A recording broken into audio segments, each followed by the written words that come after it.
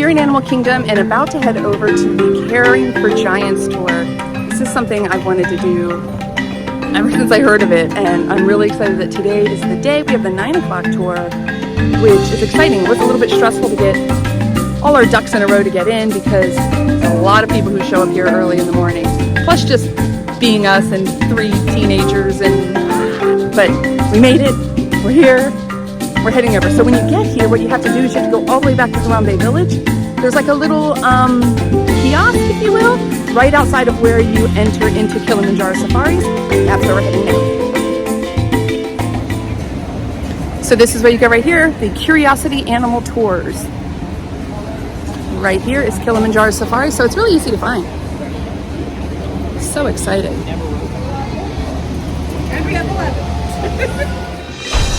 So once you and your party and all of the other folks who have a reservation for that time have met up, you will then be escorted backstage at Animal Kingdom, which is really, really cool. It's really neat to see how things work if you're into that kind of thing. I love it. I'm like fascinated by all of the details going on there. But you're going to go backstage. No photography, no video can happen at this point.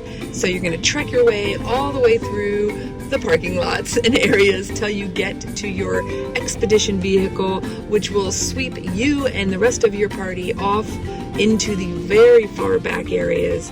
You're going to get to go by really cool things like areas where they grow food, where they're doing different experiments, like testing out different materials and how they can work as far as like on stage, you know, architecture, things of that nature. It's very, very cool. But you're going to go along, you come around and around until finally you start to go down what is kind of like, I don't know, if I remember correctly, it was like a dirt road type thing, or at least a very small road. And this takes you up to a berm. And once you get there, you will be able to offload from your expedition vehicle, and you're going to go up a hill. And once you get to the top of that hill, you will see the backside of the elephant habitat that they have there at Animal Kingdom. So if you've done the Kilimanjaro Safari, then you know how cool and vast this area is. So where you are here is you are behind that, so you'll be able to see Kilimanjaro Safari vehicles going by, but they're kind of in the distance, but they're there, and you are on that other side completely. So you really do get to see a different view of the elephants. You do get to see them a little bit closer because there's just less things obscuring your view. It is absolutely awesome. Has pretty small tusks, right?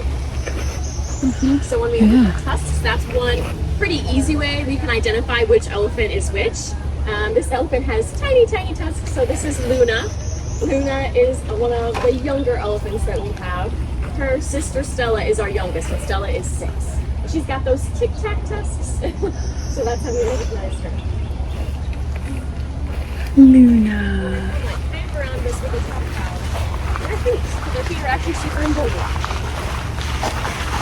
Let's see if it comes back along. So if you're going to get some water. Their watering hole is right on the other side of this baobab tree. 3 full-size elephants can swim in there all together at the same time. Ooh, wow. Yes, their habitat is super cool. What's the name of that tree? A baobab tree. It's what the tree of life was modeled after. It does get leaves throughout the year, but I will say, has anyone ever heard of the IUCN Red List? It's basically how we can tell which animals are endangered, threatened, near threatened, extinct in the wild. So plants are also a part of that. Baobab trees are very, very, very, very endangered. And they are native to Africa. So all the baobab trees we have on the safari, there's another one kind of behind this growing green tree. Oh, here comes Stella. They are Disney real or fake, right? We wouldn't want to take an endangered plant from Africa and bring it all the way here. So they're Disney real, but it provides the elephants shade. So that's why it's useful in their habitat. So this is Stella, her sister. Like I said, Stella is 6, and the way I can tell it's Stella, she's smaller.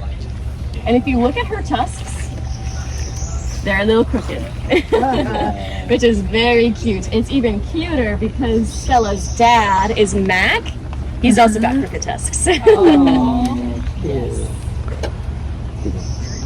Whenever we have the girls out here, I always say it's like brunch with the ladies. It's always pretty chill. They're either chewing on some snacks, chewing on a stick. Stick chewing has been very big recently. I can see that huge kind of like stick leaning against that rock. That's enrichment for them. Enrichment or toys are fun things for them to do. Oh, she's come to say hi. Very good time for photos. Oh my gosh, like her mom's coming up in the rear. So they're just showing out. They cuddle together, they fall asleep, they very like gently nuzzle each other. The boys would be a very different story. We have 3 males, like I said, a 41-year-old and 2 teenagers. And they love to do something called sparring, which is very normal for them. We love to see them spar. It means they're happy and healthy. Basically, they smash their faces against each other. Oh. Dude, look at her. She's got the snack. She's She's saving snack in her tusk. They've been walking around by us pretty close. Has anyone heard their footsteps? No, they're silent. They are pretty much silent when they walk. If you look at this model of their feet right in front of us, the way that they're built, they're always walking on their tiptoes. And that big yellow part is called a fat pad, so it helps absorb some of the shock of all that weight. Females get to be about 8,000 pounds, males to about 13,000. And they're silent when they walk. That's really impressive. It's really spooky. Looks like they might be heading down this way. If you want to come down here, there's another viewing area that probably have very good view. And like I said, the one behind is Donna.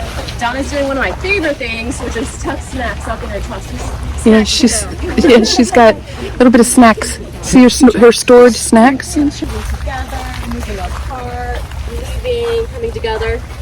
So do you think they're communicating with each other? Like, oh, come over here. Oh, I'm leaving. Oh, there's good snacks over here. Absolutely they are. Does anyone hear them talking or communicating? No. Another thing. They're like very quiet to us. They are vocalizing, but it's at a much lower frequency than we can even hear. I like to say when I come out here, I definitely sound like Alvin and the Chipmunks to them. But they have very low frequency grumbles that they can sense a lot through their feet, actually. Their feet, I say they have magic feet because they're so cool. Their feet can sense those grumbles. Their feet also can feel water currents 3 meters underwater. They are a keystone species in Africa in their ecosystem. So they are the water finders. If you're a little animal on the savannah and it's dry season and you need water to live, you're gonna follow the elephants because they can feel it in their feet and then they dig it up with their trunks and their tusks. They also can smell water that is like miles away. Very impressive. But I will say, if elephants can smell water that is super far away, what happens if you are a human that lives in Africa and during the rainy season you collected water for your family to live, and then it's the dry season and you bring it inside? Think the elephant can smell that water? Yeah, pretty easily. Elephants have been known to rip roofs off of houses in Africa to get to that water. They don't think what they're doing is malicious or wrong or evil. They just are trying to get water.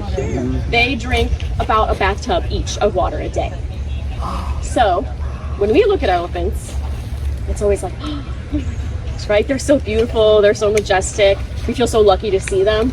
But if you live in Africa, in a more natural area where maybe you rely on those rain barrels to literally survive the dry season, you probably don't have the same ideas, right? You probably associate them with fear, maybe anger. So conservation projects that focus on helping elephants and humans live together happily with benefits are going to be the most successful right now because their main threat is human encroachment and human conflict. Encroachment is when humans are kind of moving into more natural areas that typically the animals would have been alone in. And poaching is also pretty big for them. So it's just all human involvement that is negative, that is affecting them the most. Another thing is, when we have them in our care, they're eating about, well, I'll let you guess. How much do you think they eat here at Animal Kingdom every day, each elephant? 800 pounds. That's a good guess. Anyone else want to guess? That's closer to the wild. So elephants, they live in the wild, they're going to be eating about 600 pounds of food a day. Our elephants are spoiled. Their food is very nutritious and like packed with everything they need. So they only need to eat like 300 pounds of food a day. Oh, okay. Yeah. So if they're eating that much, they're also pooping, right? How much do we think they poop in a day? Too much. Yeah, pretty much. It's in like half out, under 50 pounds of poop a day. Exactly. Yes. So do you want to hold out your hands for me? It's a poop. It is a poop. And it's real elephant poop. The endocrinology team, or the team that studies hormones, they're poop and blood experts. They actually like shellacked it for us so that we could actually hold elephant poop and look at it and see what it looks like and how it poops. So since they're pooping about half the food they eat, they're not digesting all of it. So it's pretty lightweight. It's mostly vegetation. If you look at your name tags, they can be made into paper. So that is called poo-poo paper. And it's one way that people can want elephants to be around them, right? Because the people who live around them have learned how to make sure it's clean, how to press it and turn it into paper to sell it. So they get a benefit from elephants being around them. At Animal Kingdom, we don't make poo-poo paper. We buy it from the people who make it. But what do we do with the poop? You make name tags. Well, the people in Africa make name tags. We just buy it from them to support them. We use it for fertilizer. Oh, okay. Yep. So we use it to fertilize our browse field that we passed on the way up. I can point it out on the way back. Basically, it makes a lot of food for the herbivores. We also donate it to local farms that can use it because we have a lot of it. Yeah. So there is excess. But they're eating all that food all the time. How many teeth do they have? Do they have teeth? They have tusks for sure. How do they take their trunk and put it in their mouth? What are they doing? So do you think they have teeth on the top? Like, do you know how many? Want to guess? Or anyone? Most people have never seen inside an elephant's mouth, right? That's something that they're trained to do for their medical training. They're trained to hold their mouths open. And then we just shove treats in there, like, yes, we can look at your mouth. So I'll start on this side this time. We can kind of decipher this. Do we think this is one tooth, many teeth, all the tooth component? What do we think? One. Yeah, that's one tooth. They have 4 molars in the back of their mouth. 2 on top, 2 on bottom. So they're actually called marching molars because of the way that they grow in. Basically, when they're growing in, the old pieces of the old tooth kind of just chunk out. So there's constantly tooth in the area so that they can be chewing all that vegetation. To help the best that they could in finding conservation projects to fund, Disney sent over some scientists to Kenya, where a lot of elephants live. And they asked the Kenyan farmers that lived in that area, how can we help? What do you know about elephants? What are your challenges? Now, the huge challenge that they face is that elephants in the wild eat 600 pounds of food a day, right? If they have a farm for all their food that they're going to eat and all of their income that they're going to make, an elephant sees that farm and goes, jackpot, buffet, golden corral, right? All the food I could ever want. But the farmers, again, that's the food they were going to eat for the next half of the year and all the income for the next half of the year. It takes 1 hour for an elephant to destroy that much income and food. Wow. So more, we're afraid of them, we don't want them around kind of feelings. So we wanted to ask them, how can we help? And the Kenyan farmer said, come look at this field. The elephants were classic bulldozers, knocked over every single tree except one. And they were like, ooh, why? That's weird. That tree looks just as fun to knock over as all the other ones. It's not in a weird spot. And they told the scientists there's a beehive in that tree. Elephants do not like bees. They avoid them. They will not go by them. And the scientists were like, whoa, we did not know that. And before we put funding into this, we need to get more data. So what they did was they used this thing. I'll go grab it. It's heavy. We can pass it around. They took this and put it on a bunch of elephants. This is a vocalization tracker. So even though we cannot hear when the elephants are vocalizing, this picks it up for us. So I'll pass it around this way if you want to hold it. It is heavy. It's light to them because they're huge. It's an elephant necklace. And Donna actually wore that when we were testing everything. Wow. Look at it. It's So they put a bunch of stereos all around an elephant habitat and they played bee noises. When the bee noises were played and an elephant heard them, they set off a specific vocalization and every single elephant in the vicinity left. So we said, all right, we have, if you're a science person, like statistically significant data, 100% they avoid bees. If an elephant hears a bee or sees a bee, then they will leave. Proven. She said, all right, We know it. What can we do with it? If we're trying to help people who live in very natural areas that are farmers and don't have a lot of technology, it can't be crazy complicated. It can't be super expensive to maintain, right? So they said, all right, simple is gonna be the way we go. And they just made this thing to protect their farm. So we have this fence sitting in front of this garden to show what it would look like. So we have a fence in front of the garden. What they did was put a beehive inside of this block of wood. You need to provide some shade. It could literally be cardboard. It could be very simple. And 2 posts just to hang it up on. That's all you need. So you have a beehive in here. If the wind pushes it or an elephant gets close enough to touch it. Looks like there's a nice pile of hay right there for them to snap out.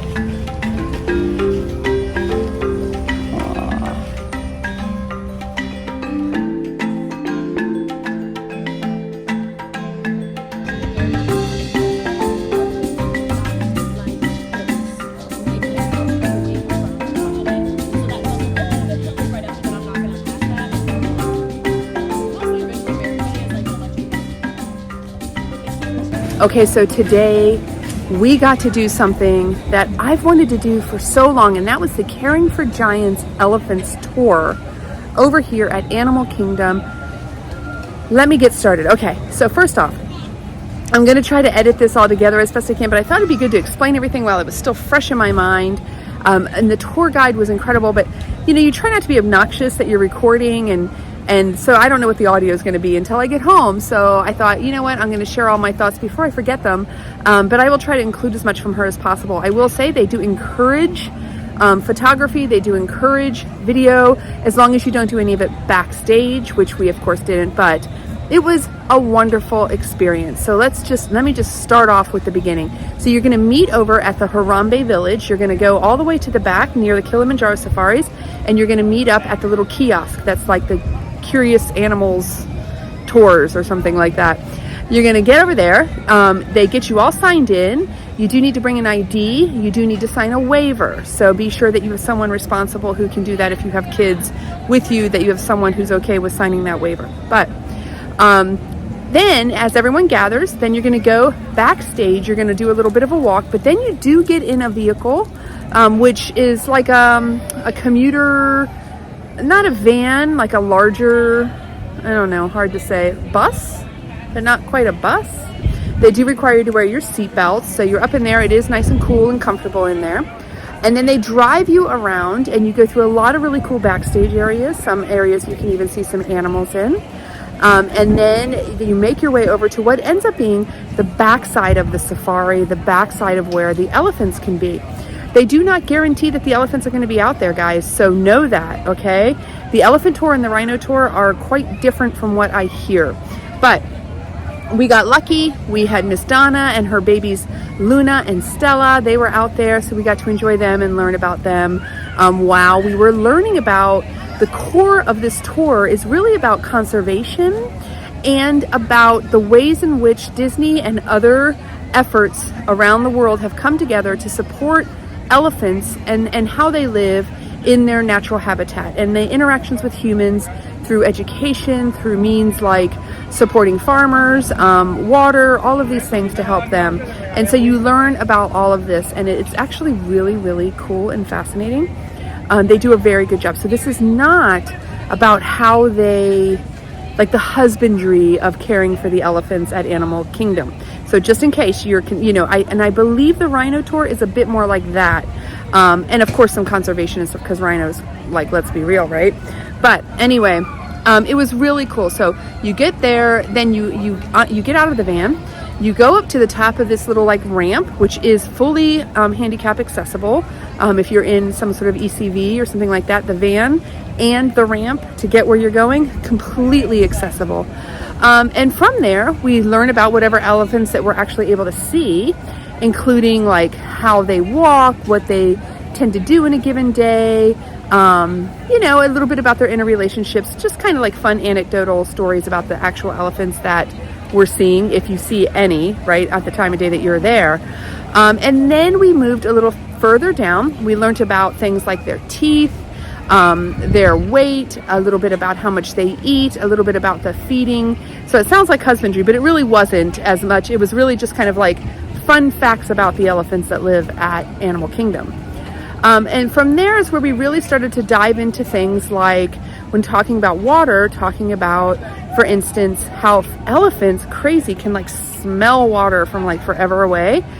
But because of that, like if you have a bunch of water and you store it in your house, guess who's going to be breaking down the door? Even have been known to like pull the roof off of a house to get to the water, the elephants. So talking about some of the challenges of living in an area with elephants, but when, you know, your life and your safety kind of, you know, your health and wellness of your family rely on you having this water, you can imagine people get upset, right? So then she also went into talking about the program that they've done with the bees. And that was really, I think, the most elaborate. You can also learn about the bees program if you don't do this tour over in Rafiki's conservation station, or Planet Watch, you know, but it's in the conservation station there. And they will also teach you. They even have one of the models there that you can go and check out, which was really cool. But she showed, there's a little mini like farm area, garden, I'm going to say garden area. And she showed how they set up the bees in their little hive and how all of that works and how it's accessible and how it's become just this great solution. She also showed this really cool big like necklace, if you will, that was placed on some elephants to learn and hear like, hey, are they really communicating about these bees and avoiding it? And they found out they were. It was actually very, very cool. It's huge thing. It was weighs so much. It was crazy. She shared with us about how the people who are the caregivers of the bees, the beekeepers, they've been really focusing on training women to be the beekeepers in the community. So that is also another way to really add a lot of cultural value and benefit to this program. We learned that the money that you spend, it was $35 a person. This was so worth $35, you guys. So worth it. And it didn't take that much time out of our day. I will tell you, I'm going to get back to where the $35 went, but I will tell you that we had to be there by 9. We got there before 9. It was a little bit like, woo, because, you know, you're in that early park entry zone, which we didn't have early park entry. We're not staying at a resort, but you get it because of the fact that you're coming to do this tour. And so we did the tour. I think it was like 10:15. We were back in the park. So, I mean, what a great way to start your day if you're interested in the animals specifically and learning more about them. So highly recommended for that. It was shady and comfortable and lovely. A great little sort of different thing to do while you're here. And that $35 that you spend actually goes directly to these efforts, these conservation efforts for elephants and the partner groups that Disney partners with. So that was really cool. Not a dime goes to Disney. Not a dime goes to even the local elephants here at Animal Kingdom. It all goes back to their native habitats. So and the efforts there to help support them in their conservation. And that's what the tour was about. It's about conservation and it's about efforts to do so. He will answer any questions you have about the elephants, but the goal portion of the conversation is to educate people about the conservation efforts happening to help support elephants. So she shared so many cool facts. I mean, she had heard one fact that the amount of people who do the Kilimanjaro safari per day are 5 times more people than visit the average AZA zoo in the United States that just do the safari. And that speaks to why they try so hard to talk about conservation and efforts to support these animals, because this might be, for some people, really one of the first and only chances that they take an interest in learning about this. So they take that responsibility and that honor of being a place that's visited so seriously. They take that seriously. A place that's visited so often and by so many, they take that very seriously. We also were learning about, the safari alone is bigger than Magic Kingdom. The safari is bigger than Magic Kingdom. It is, in fact, bigger than Magic Kingdom, plus the parking area is what she said. Now, I don't think she means TTC. I think what they're talking about here is that over behind Magic Kingdom, there's like cast member parking and stuff. I gotta imagine that's what it is, because TTC is huge. I mean, huge. But nonetheless, it was so cool to hear about that. And at any given time, I couldn't believe it. There are 40 safari trucks out on that safari. So if you've ever done the safari, you know, sometimes you might see one. Every once in a while, maybe you'll catch a glimpse of 2 other safari cars. That's how big that safari is. There's 40 of them out there. So it was just cool. We really enjoyed it. It was a great way to kick off our Animal Kingdom day. After that, we went over to Rafiki's Planet Watch. We drew Bambi. Oh my God, that was so much fun. Oh, I loved it. And the guy the artist, he was amazing. He was just so like interactive and fun, and really did a good job. We actually had some pretty good looking Bambis after it all. But anyway, it was a great time. I highly recommend. I just don't think you can beat the price for something like this. It's really, really cool. If you get the chance, if you're here for a second or third visit, or you just love the animals and that's your driving force for coming to want to be a part of Animal Kingdom, you got to try this out. The other thing I'm going to throw out there, another reason why I'm all about that Harambe Village, is things like this. I just love Harambe Village. Oscar, we were walking around and Oscar said to me today, dude, Harambe Village is fire. He was like, this is the place. This is where everything is happening. It's alive, is what he said. And you know what? He's right. Harambe Village is alive.